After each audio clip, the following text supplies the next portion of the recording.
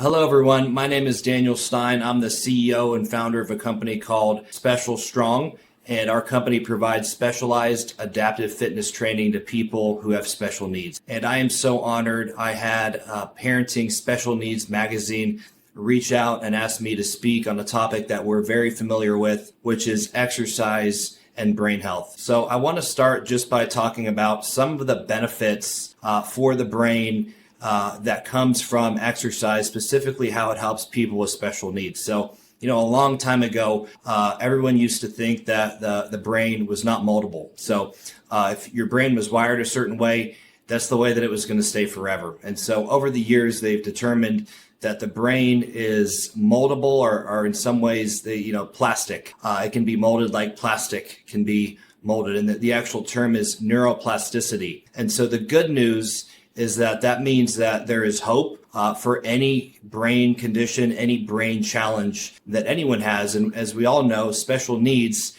they have challenges, not only physically often, but a lot of the time it's in their brain. And so one of the things that exercise does is it actually helps rewire the brain.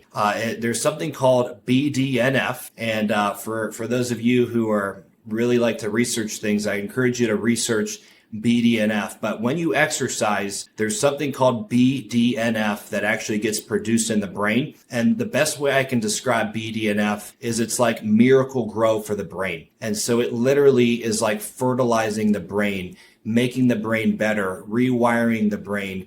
More new neurons are being developed. And so as a result, in our company, we've seen incredible things happen with many of our athletes, not only physically, but in their brain. And we're seeing their behaviors get better. We're seeing them being able to do new abilities. At one point we had a young man with Down syndrome, and he went through our training program, and it actually empowered him to be able to do the dishes. He never could transfer the dishes from the sink to the dishwasher until he went through our program. And so that's just a short summary of the benefits of exercise for the brain. Now, the second part is, how do we motivate someone with special needs to actually exercise? And so, we as a company have served over 1,500 athletes with special needs. And there are really two things that are going to be the most important things to help motivate someone with special needs to exercise. And number one is it has to be fun. If it's not fun, they're not going to do it.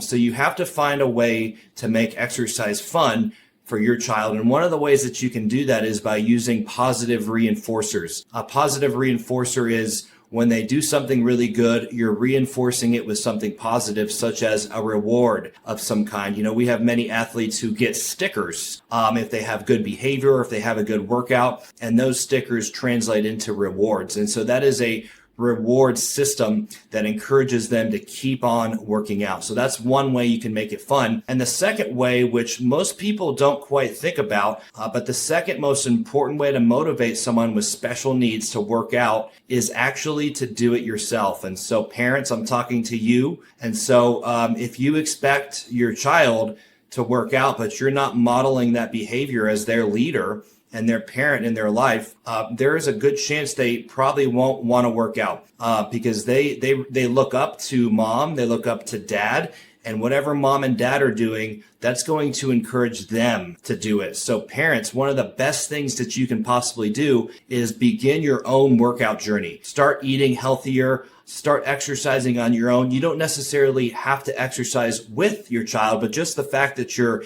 creating a lifestyle on your own to incorporate exercise will automatically motivate your child.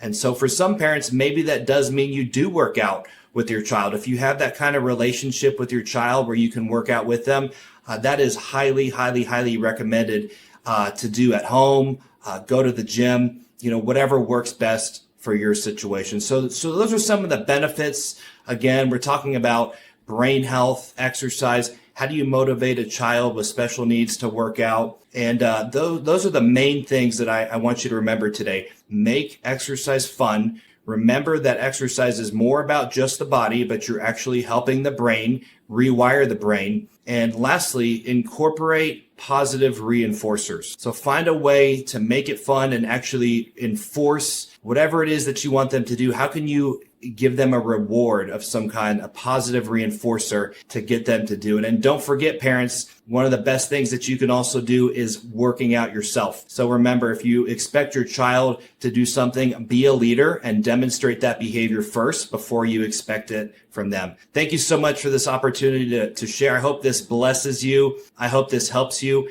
If you have any additional questions, feel free to reach out to us, specialstrong.com. You can reach out to us. We'd be happy to help. Thank you so much.